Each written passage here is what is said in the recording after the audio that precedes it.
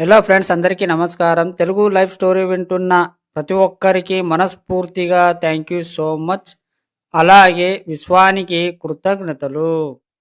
మీ జీవితం మారిపోవాలి, మీ జీవితంతో డబ్బు సంపద ఐశ్వర్యం ఉండాలి అంటే ఈ సబ్జెక్టు వినండి, పూర్తిగా స్టోరీ వినండి. అప్పుడే మీకు ఏదైనా ఒకటి ఆలోచన వస్తుంది, మీరు మార్చుకోవచ్చు. ధనం కావాలా మీకు? సిరి సంపాదలు కావాలా? ఆరోగ్యం కావాలా? ఇంకేదైనా సాధించాలి అనుకుంటున్నారా? అయితే పూర్తిగా చూడండి, వినండి, అర్థం చేసుకోండి.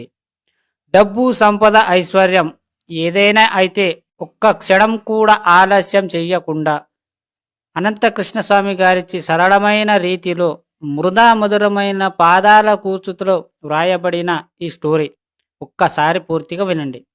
ఒక మనిషి ఏ విధంగా కోటేశ్వరుడు అవ్వగలడు, తనలో ఉన్న అంతర్గీతం నిధిలా ఎలా తెలుసుకోవాలో ఈ పుస్తకంలో ఈ పుస్తకంలో అద్భుతంగా వివరించారు.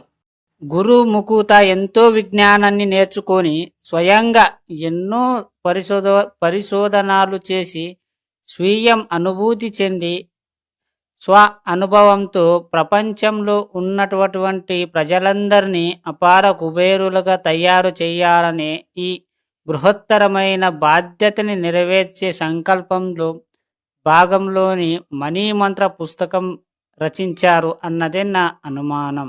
అతి తక్కువ వ్యవధిలో అత్యంత సమున్నత స్థాయిలో తలపెట్టిన ఈ మనీ మంత్ర క్లాసులకు దేశం విదేశాలకు నుంచి ఎందరో ప్రజలు స్వాగతం పలుకుతున్నారు.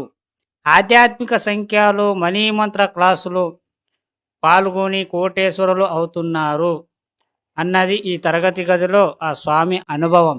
విబుధ జనులుగా వలన వీలన్నంత కన్నంత తెలియగా వచ్చినంత దేటప్పుడు అని పోతన్న గారు భగవంతులు వినయంగా వ్రాసుకున్నారు.